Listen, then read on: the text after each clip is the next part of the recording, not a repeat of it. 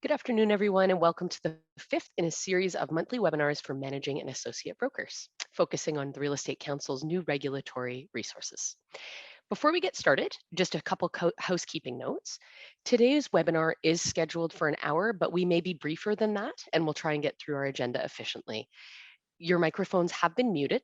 You are welcome to use the chat function to make comments, but if you have any questions, please go ahead and use that Q&A function at the bottom of the screen, not the chat box. That's meant for your comments.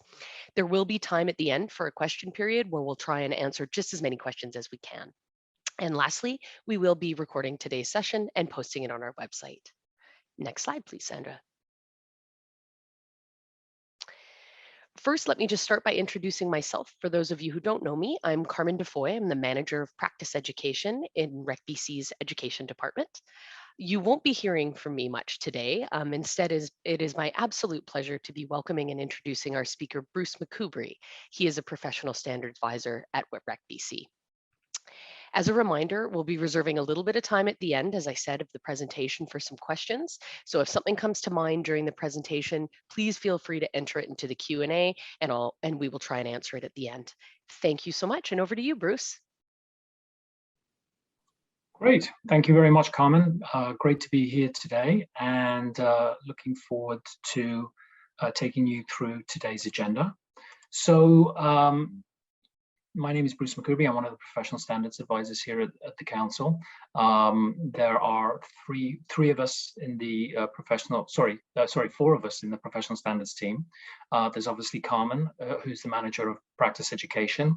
And then some of you may have already spoken to Alex and Marty, my colleagues in the professional standards department, who typically answer questions on the phone. So let's talk a little bit about the PSA, or the Professional Standards Advisory Program. It was really created to assist consumers and licensees. For licensees, we're really pointing them towards the regulatory information and the guidelines so that you can apply it to your specific situation. We're also reminding you and advising you on what are the practice standards for real estate professionals in BC and your duties, your legislated duties to your clients. And for consumers, we're really talking to consumers most of the time about what they can expect in terms of the practice standards that real estate professionals in BC must adhere to, and also the duties that they can expect from their real estate professional to them. Consumers do come to us with concerns and complaints, and if appropriate, if there is grounds for a complaint, we will be pointing them in the direction of how to do that. So we all know and acknowledge that COVID-19 has created new challenges for real estate professionals and brokerages and managing brokers in basically two broad ways. It limits the way that consumers and professionals can interact. But it also limits the ability of managing brokers to supervise their real estate professionals. Now, just as a quick reminder, and many of you may already be aware of this, we have created guides and tools to assist yourself and your licensees in your brokerage to conduct, for example, safer showings. We have obviously our safer showings document that is available on our website, and an additional document that we created at the end of last year called Selling Tenant Occupied Properties that also assists not only licensees in terms of the best practices when it comes to selling tenant occupied properties and dealing with tenants. That document is also a useful reference tool for tenants themselves. And we'll often direct tenants to that document just so that they can become aware of what a licensee, how to interact with the licensee and what they may be able to expect in terms of best practices. Okay, so let's just briefly go over our agenda today. So firstly, we'll start with the obligation to report misconduct under RESA and the rules.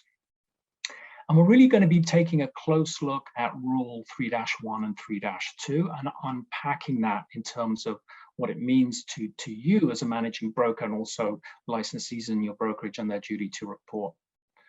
We'll then look at ethical considerations to report misconduct. And we'll dive a little deeper into that, and we'll talk about the difference between reporting under the rules and other ethical considerations in terms of reporting or dealing with those.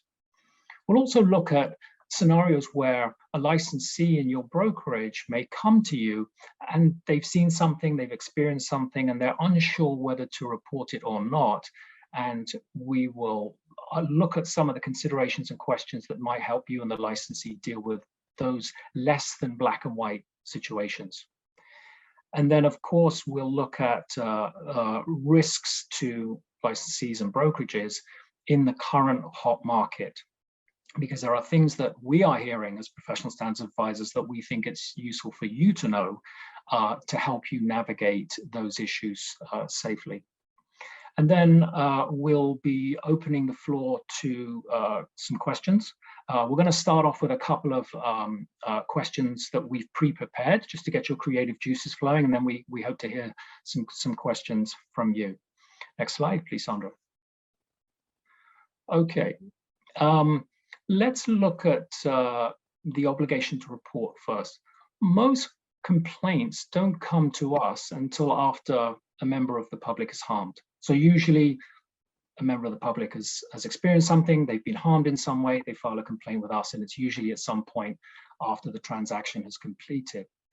Obviously, regulators cannot be in all places at all times, and so real estate professionals, they're the ones with their boots on the ground.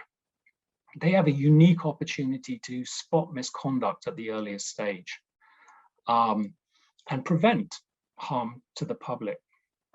So let's just take a look at some of the obligations that real estate professionals have under the rules and how that impacts you as a managing broker as well. Next slide, please. Okay. Let's first look at the real estate professionals' requirements under the rules and their duty to report misconduct. Rule 3-2, Part 5, requires all real estate professionals, or specifically associate brokers and representatives, to report misconduct of other real estate professionals and staff at the brokerage to which they are licensed to the managing broker. Okay, so I just want to go over that again. So 3.3-2, Part 5, really speaks to the real estate professional, the licensee's requirement to report to you, the managing broker, if they are seeing something at the brokerage, whether it's another licensee or perhaps a member of the employed staff. Bear in mind that failure of a real estate professional to report misconduct known to them could be viewed by the regulator, by RECPC, as conduct unbecoming or professional misconduct. And real estate professionals are also obligated to report their own misconduct to their managing broker to comply with this rule. Next slide, please. Okay. Now let's look at the managing broker's requirements to report under the rules. Okay, so rule 3-1 says that if you, the managing broker, have knowledge of professional misconduct on the part of a real estate professional or employee at your brokerage, you must take reasonable steps to deal with the matter. That's the wording within the rule. But what are those reasonable steps? What does that mean? Okay, so you must take steps that an ordinary, diligent, prudent managing broker would take. You should use your professional judgment when determining what is reasonable. And this may include resolving the issue with the real estate professional at the brokerage or reporting the conduct to RECPC if appropriate. Okay. Next slide, please. Now, we've just covered specific reporting requirements and requirements to deal with misconduct or conduct unbecoming under the rule 3-1, 3-2. And both those rules really refer to issues within the brokerage, within your brokerage, okay? Now here we're going to look at ethical considerations, and ethical considerations go beyond the rules. They go over and above the requirement of the rules. And all real estate professionals have ethical considerations to keep in mind when they're considering what misconduct to report. So let's just take a look at some of those considerations. Next slide, please. Okay, so what are ethics? How are we to think about ethics? Ethics are a way to determine how real estate professionals ought to conduct themselves in order to meet their professional obligations. So that means being alert to ethical issues, which applies to issues that you may become aware of within your brokerage, but certainly also outside the brokerage, okay? So what that means is typically the two most common aspects of this is that your licensee, one of your licensees, may become aware of misconduct of another real estate professional who's not in the brokerage on the other side of the transaction that they're dealing with, okay? And this could include infractions such as misleading or false advertising. For example, such as including balcony in the square footage of a strata property where there's no disclaimer as to that. It could also include the reporting real estate professional being aware that, for example, a suite is advertised as legal or authorized, when in actual fact, the reporting, one of your licensees who's coming to you is saying, well, I actually have verified it with the municipality and it's not an authorized suite. So those are kind of issues that you might typically deal with when you become aware of ethical conduct of other licensees outside your brokerage. And again, here, the opportunity is you have the ability to anticipate public harm and intervene. And that's really what this is about. Okay, so let's look at the next slide. So, definitely there are situations where, from an ethical standpoint, things are quite clearly wrong, to use a word, but there are also going to be situations where it's not very clear. The situation is not black and white. And how do we address those ethical concerns when they're not strictly black and white? So I wanted to present to you or introduce to you this framework for ethical decision making, and it's really to be used in conjunction with your professional judgment, okay? And the purpose of this framework is just to help you and your real estate professionals be systematic and purposeful about how you investigate and ask questions around a particular ethical issue that's not necessarily very clear at the outset.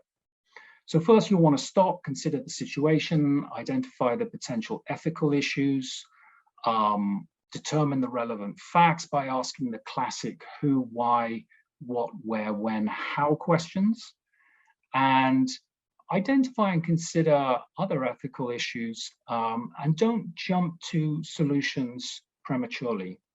Okay, give yourself time to unpack it, and avoid jumping to assumptions or solutions too quickly. And you'll want to determine what the relevant rules or broader ethical expectations and obligations are. Secondly, you'll want to identify the stakeholders. Most importantly, who is my client and what duties do I owe them? And what do they need or expect from me? Is there anyone else I owe a duty to? Who else is affected by the current situation or will be affected by any decision that I make as the managing broker?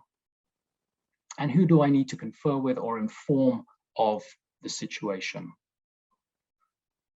Thirdly, determine feasible alternatives to be evaluated. So what courses of action are possible in this situation? Are there short and longer term considerations that are relevant?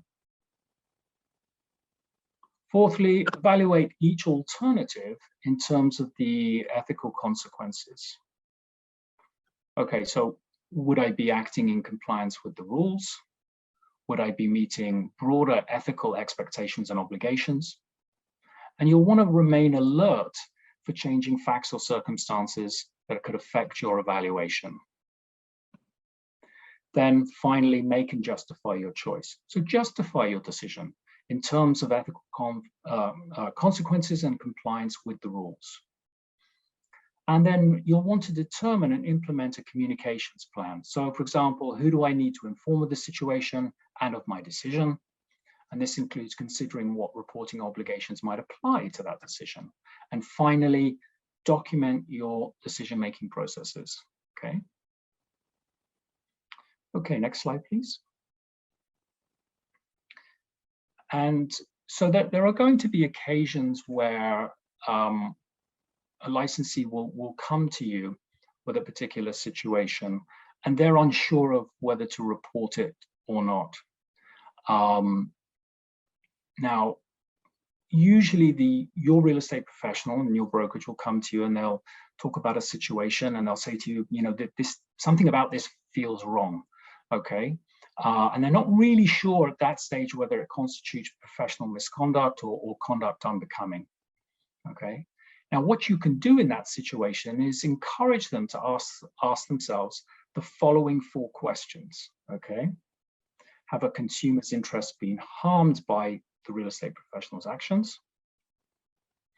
Does it seem likely that someone's interest may be harmed in the future by that professional's actions?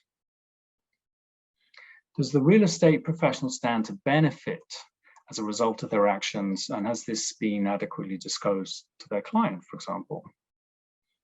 And does the real estate professional seem unaware or unwilling to correct their actions? Okay, so if the answer to any of these questions is yes, real estate professionals should report the misconduct to you. And it's important, obviously, that they only discuss their concerns with you and not with other licensees. Of course, you as a managing broker, you can also call us, the PSAs, and ask questions of us. And I think a good exercise here, whenever you're faced with this situation, or whenever a licensee is faced with this situation, is just put yourself in the shoes of a member of the public and think about what their reaction would be if they learned that another real estate professional knew of the potential misconduct and chose not to report it, okay? Would this hurt or help the profession's reputation? And ultimately, I mean, if you're in doubt of whether reporting is necessary, you can err on the side of caution and report. Okay, next slide, please. So you can see how the duty to report becomes increasingly relevant in hot markets, just like the ones that we're in right now, where complaints and issues and risks inevitably increase, and there is certainly more media scrutiny and more public scrutiny about how things are being done in the marketplace. So let's look at some of the risks of the hot market, and more importantly, what can we learn from what's going on? What can we learn from what we've seen and heard, and particularly in terms of the PSAs, what the consumers are telling us? And this is an opportunity for the industry and for brokerages and licensees to learn how to manage risks, both for the consumer and obviously for the brokerage. Next slide, please. So let's just briefly start by kind of refreshing what the expectations for professional practice are in BC, things that your regulator expects licensees to adhere to closely. So you'll want to be meeting, licensees must meet their fiduciary and client obligations, identify, avoid, or disclose conflicts of interest, disclose all the information needed to make informed decisions. So again, real estate professionals must avoid curating information that they're presenting to their client. selectively choosing what they think might be relevant to their client. Instead, present all the information to the client and let them decide what is appropriate or material to them. You'll want to be making reasonable efforts to discover relevant facts respecting the real estate. This becomes particularly crucial in hot markets where time frames are being compressed, where offers are being made essentially in very short periods of time, and you want to make sure that your client has all the information that they might need regarding the property. Obviously, ethical decision making is a strong component of what we're doing out there in the marketplace, or what real estate professionals are doing. You'll obviously want to meet all your anti-money laundering obligations. And for those of you who haven't yet seen it, there is a section in our knowledge base on the regulatory information on anti-money laundering and the guidelines for anti-money laundering, which has now been updated with the new FinTrack requirements as of June 1st. It's an excellent resource, and so I'd encourage you to take a look at that.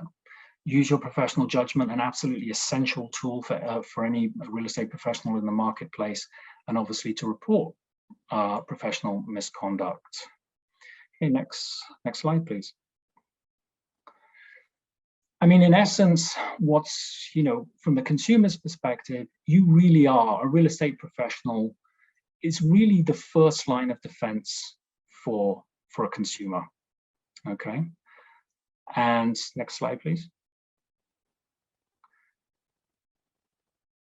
Thank you. And so that first line of defense really starts with a thorough review of the documentation used for the transaction.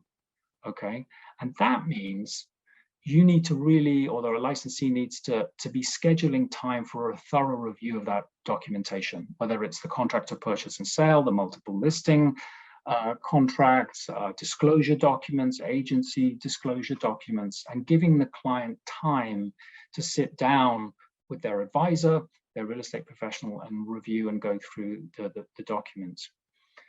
In order to, it becomes very important, particularly in hot markets, to make sure that at the time you're doing that review, I think to have timely and accurate information that the client needs to make any informed decisions. And so really one of the things that licensees should be doing in that documentation review is ensuring that the terms and clauses, the subject clauses, for example, are being thoroughly reviewed, that the client understands the significance of a subject clause. You've taken them through the core kind of terms in the boilerplate contract, in the contract to purchase and sell, for example, and avoid the temptation to skip over clauses and sections that are probably going to be important for the consumer. For example, making sure that for example, just one example would be to review the deposit clause in the contract of purchase and sale, so that the consumer is really clear about, okay, in what form does the deposit have to be in? When does it have to be delivered? Who is it made payable to? What happens if the deposit isn't delivered on time? So making sure that the licensee is reviewing the important clauses in the contract. And that means not just handing the client the contract and expecting them just to sign it without taking time to review the contract with them. And this becomes particularly important talking about the e-signing of contracts. So, it can be very tempting just to be having clients e-sign contract without having done a review of the contract before they sign. Because I know that a source of claims at E&O has been this issue where consumers have electronically signed documents, perhaps without a proper review with their agent, and they've committed themselves to contracts that included things that they were unaware of because they were signing the document perhaps on their cell phone screen. It's too small for them to read or make out any particular changes or updates that the real estate professional has made to the contract, but not discussed or reviewed with the client. Okay. Answer all your clients' questions, give them an opportunity to ask questions. And if you feel that maybe they're not asking questions that they should ask, then pose those questions for them. And certainly, I think, particularly, from what we're hearing as PSAs, one of the great sources of confusion, stress, anger is multiple offer scenarios. It's clear that, but more buyers than sellers are confused about what goes on during a multiple offer scenario. And I think it's fair to say that certainly some agents are not taking the time to review what goes on during multiple offers, the ups and downs, the ins and outs. Some of the things that the seller can do in regards to dealing with offers. Those are important things to make sure that the buyer is aware of. And you can even role play, what a multiple offer scenario should look like. And finally, it's important to pay attention to the client's body language and facial expressions as you're explaining or reviewing certain terms or clauses or processes like multiple offers, for example. Look at their body language. Look at their emotional temperature. Do they feel confused? Do they look confused or stressed or are they paying attention? Are they engaged? Or maybe they're very tired after a long day at work. You'll want to be reading those signals to ensure that your client understands what you're sharing with them. And don't be afraid to ask lots of clarifying questions. Does that make sense? Do you understand, the significance of this particular subject clause, for example? Because many clients will not want to feel stupid, they may not ask as much questions as they probably should or would like to. So feel free to use that body language as cues to ask those clarifying questions. And you can do the same even over Zoom. You can get perhaps less information over Zoom, but you can still use Zoom to, if you can't meet the client in person, to gauge, okay, are they stressed? Are they understanding what the general terms of the contract are? Okay, next slide, please. Okay, so hot markets can result in a number of things. Typically, what I'm hearing, and I'm sure my colleagues hear the same thing, is that complaints from buyers in a hot real estate market often result from what's called buyer's remorse. Okay.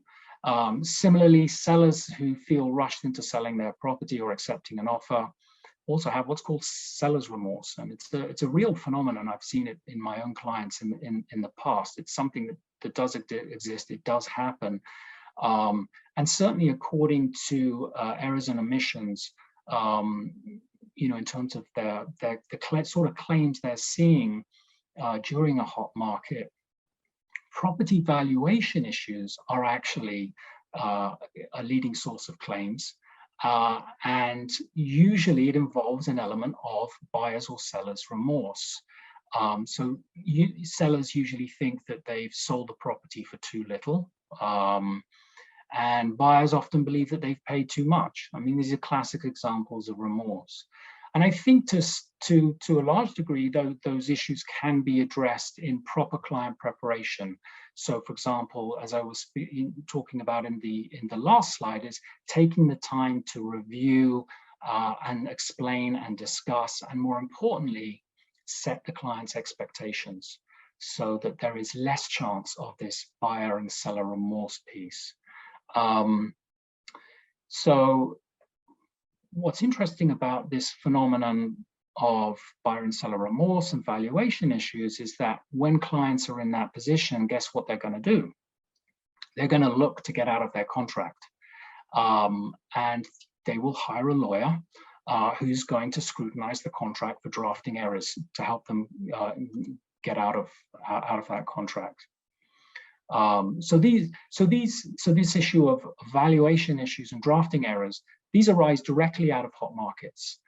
It's certainly something that I know that errors and omissions have seen in the most recent market, and I think it was also a very similar issue in 2016, 2017 market in terms of the types of claims that they had.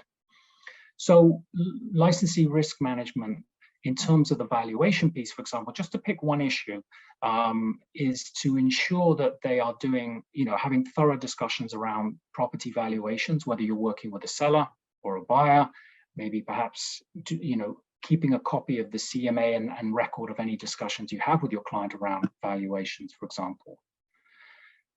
As PSAs, we're really seeing types of complaints that usually fall into, let's say three broad buckets, three broad areas.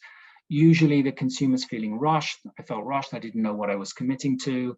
Or, for example, I felt pressured into signing something, either by pressured by market conditions, pressured by a family member, even pressured by their own real estate professional.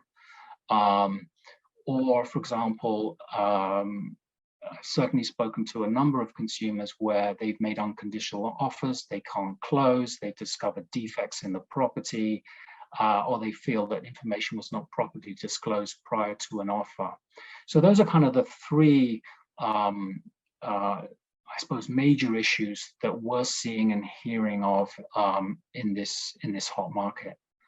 So I think, taking time to thoroughly review the documentation with the client, taking time to thoroughly review the risks and review the processes, for example, multiple offer processes. And more importantly, at the end of that process, to set the client expectations clearly will go, I think, a long way in preventing some of these issues. And I think finally, because timescales are compressed, people are in a rush, both consumers and real estate professionals, there is a temptation or an inclination to perhaps not proofread or check documents and contracts thoroughly. And so agents and managing brokers should be carefully reviewing, for example, very simple things, the correct spelling of the parties' names, correct legal description, appropriate authority to sell, such as a power of attorney. Is it in the correct form? Is it valid? Are you sure that the POA, the names on the power of attorney are the people that you're actually dealing with? Is it in the correct form for the land title offers? You want to also make sure that the appropriate title and company searches are done. Okay, so next slide, please. Okay, so let's just look at some of the impacts on the brokerage. To avoid impacts on the brokerage related to these kind of issues, so remember we've just been talking about thorough review of contracts, proofreading, being diligent in terms of what's in the contract, that it's accurate, that it's enforceable. Managing brokers should be ensuring that trade and disclosure documents and all deposits are promptly delivered to the brokerage. Okay, so that's going to allow you the opportunity to review documents in a timely fashion. And so you can ensure that your policy manual or your brokerage training reflects the importance of these issues to your licensees. And that's, gives you an opportunity to emphasize the importance of the timely delivery, the prompt delivery of the trade documents and disclosure documents. Now, another component of that is to remind, your real estate professionals, look, you should be ensuring that you're scheduling your commitments, your day to ensure that you are getting those monies, the documents to the brokerage promptly, so that contracts and bank drafts are not sitting in the licensee's drawer somewhere for a period of days. Okay, next slide, please. Okay, so let's just look at some of the things that errors can lead to. So sometimes the result of misconduct or errors are not realized until long after the transaction is completed. And remember that complaints are not restricted by a statute of limitations as they are sometimes in a court of law, okay? They can be made long after a transaction has completed. Now, a consumer can also file a complaint with us, and they can also commence legal action at the same time. So they're not restricted to one option. Goes without saying that lawsuits can be expensive to defend and may not only include the real estate professional who committed the misconduct, but also the brokerage itself. Okay, so we have seen at RegPC an increase in complaints about issues related to the heated market. They're similar in theme to complaints we received in the 2016-2017 hot market. So I'll just give you a sample of some of the perhaps I'll start with some of the issues that that we've heard fairly frequently on the phone as PSAs, and some of these may not rise to the level of a complaint that may be investigated on the surface of the actual initial concern, but additional concerns identified in the complaint may rise actually to a complaint that we would investigate. So, for example, we've heard about quick sales that lead to concerns about inadequate marketing, both from sellers and buyers. Concerns about bully offers being accepted prior to the date or time that was advertised for offers. Offers being accepted without providing a competing buyer an opportunity to increase their offer. Sellers agents sharing, or disclosing offer amounts or disclosing the terms of competing offers. Now, some of those you might say, well, some of those might not be an explicit breach of the real estate rules or the act. However, if a complaint is made, we may identify other issues, as I say, that might lie beneath the original complaint. I mean, when you look at, for example, something like a seller's agent sharing or disclosing the terms of other offers to a competing buyer, a seller can authorize their agent, and the agent would want to get this instruction in writing. A seller can instruct their agent to reveal the terms or the terms or price of other offers to someone else in the offer situation. A seller can do that, subject to any confidentiality agreements that might apply to one of those offers. Certainly that can be done. It wouldn't be a breach of the RISA or the rules. But I think what's important here is to make sure that the buyers and sellers are appropriately instructed and informed as to what is the right way to do things, and to ensure that ethical conduct in the marketplace. So this is not really an exhaustive list of the issues that we're hearing, but it's just a reminder to ensure that real estate professionals are educating and informing their clients so that expectations are correctly set in terms of how certain things are to be done, for example, multiple offers. Some of the issues that may rise to the level of a complaint that we would investigate are obviously, for example, allegations that an offer was not presented to a seller, being asked to, for example, sign an offer on an iPhone without being able to read the contract appropriately, that resulted, for example, in that individual or the consumer signing a subject-free offer higher than the buyer could afford. Licensees, another one would be licensees lending money to buyers to facilitate a deal, which is clearly a conflict of interest and can lead to investigation and disciplinary action. Or, for example, subject-free offers that were made where there was a significant legal and financial complication that arose from making that subject-free offer, and the licensee had not advised the consumer appropriately or advised them of the risks and issues that they may encounter. Okay. So these are errors that can result in harm not only to the public, but also to your brokerage. Okay, so let's just have a look at some of the impacts that the brokerage may face. Next slide, please. Okay, beyond complaints to the regulator and potential lawsuits, government agencies such as FINSTRAC may investigate and discipline brokerage for violating other legislation, or in the case of FINTRAC, their legislation. And obviously, should misconduct be found, many organizations such as FINTRAC will publish public documents naming the brokerage who's been found in breach.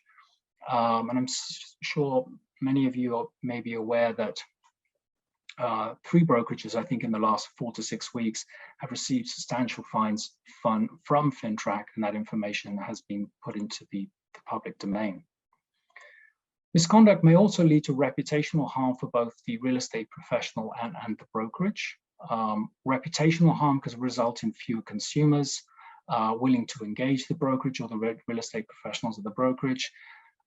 It also could result in continued unwelcome media scrutiny of the brokerage. And in extreme cases, it can erode the trust in the industry, which could ultimately lead to legislative changes to address the concerns that consumers have about how things are being conducted in the industry. Okay, next slide, please. Now let's just introduce you to some of the tools that we have that will help you in terms of reducing risk. As Albert Einstein once said, you don't have to know everything, you just have to know where to find it. So for real estate professionals looking for guidance to help them comply with their legislative requirements, the place to find what you need to know will be in RegBC's knowledge base. That will be the workhorse resource that most managing brokers and licensees will be leaning on. So, but there are other tools. We obviously have our disclosure forms app. Professional standards advisors are here to answer any question you have, big or small. We're available Monday to Friday, 8:30 to 4:30.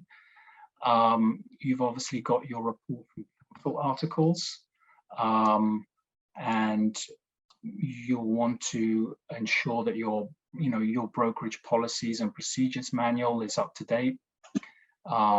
You'll want to ensure that your licensees have completed their continuing education courses.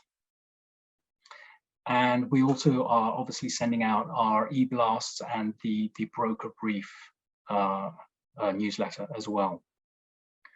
Now, you can also use Zoom video conference or a video conferencing software to reach out to licensees or consumers, in a timely way, in a more personal way, whether that's for brokerage sales meetings or whether it's to speak to a licensee or consumer who's involved in, a transaction who needs your help. And so you can use that tool as an addition to phone calls and text, of course.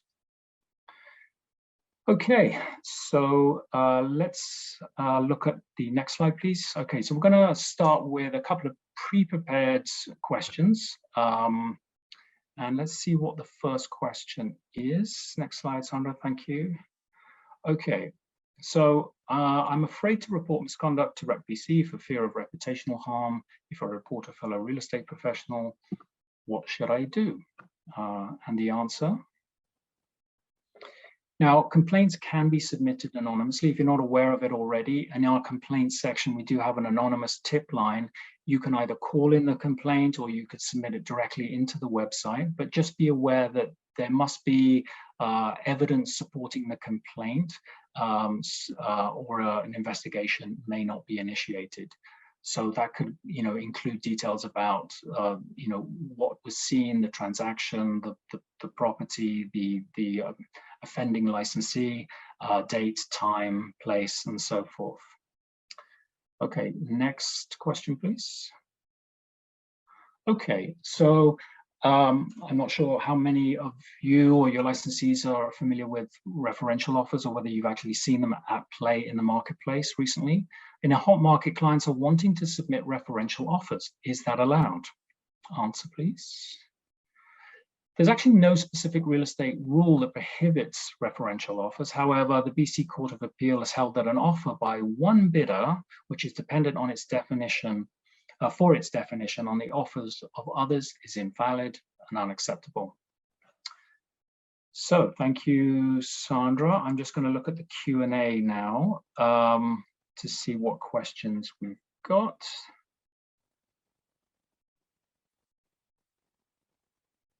So first question is from Adelina. It says, is there a time limit to report misconduct found from other agency, please? I'm not exactly sure what that means. Adelina, can you maybe add just some clarifying comment? To report misconduct found from other agency. I'm guessing what you mean there is to report misconduct found from another brokerage, perhaps, if that's what you mean. There is no time limit in terms of reporting it to the council. So our complaints process allows a complaint to be filed with us. That there is no statute of limitation, there is no time limit.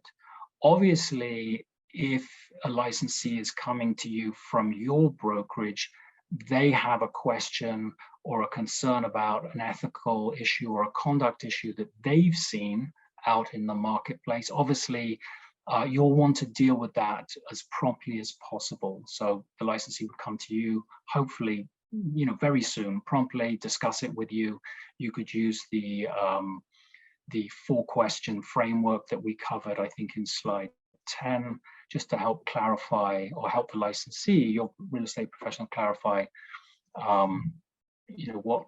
what to do next. I hope that answers your question, Adelina. And happy to take other questions. Okay, so I guess I don't want to answer a specific question about a specific transaction, but let's have a look at your second question there, Adelina. Okay, overcharge, conflict of interest. So, in terms of the consumer, if they're unhappy with something, they can file a complaint with us at any point after the transaction. 1 week, 1 day, 1 month, 1 year, 5 years, 10 years. There's no time limit for the consumer to file that complaint with us.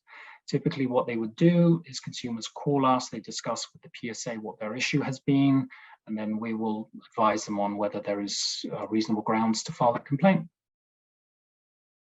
Thank you. Any other questions? Okay. If there are no other questions, what you can do, if after the presentation you suddenly have a brainwave and you think of the question that you should have asked, you're welcome to email us, and I'm going to give you the email address in just a moment. But if there's no more questions, we'll wrap up here. We're about 10 minutes early. So just to let you know, we won't be hosting these webinars for managing brokers in July and August, but we will be starting them again in September. Just look out for updates and information in our bi-weekly brokers brief. The next one is planned within the next couple of weeks. Okay, so keep your eyes peeled for that. And obviously, I want to thank you all for participating, for being here, for asking questions. And if you have any questions, you can contact us at the email address at the on this last slide. I just see one more final question that's just come in. I just want to address from Arthur. What other examples of improper conduct would you find within a brokerage? I mean, Arthur, the examples could be numerous. You know, it's very hard to say, but if you it could be anything from you know, a breach of the rules, for example, not delivering a deposit to the brokerage in a prompt manner, not delivering trade documents. It might be you know, if it's not a breach of a specific rule, it might be either their general conduct or behavior towards a consumer or another licensee in the brokerage. So, you know, it can be a pretty wide, you know, that can encompass a pretty wide number of things. But obviously, as the managing broker, under 3.1, you would obviously have the opportunity, or you must deal with that by taking reasonable steps to deal with the matter. Okay, so thank you, everybody. I really appreciate your time, and we'll sign off today. And I'm wishing you all a happy summer. Okay, thank you. Bye-bye.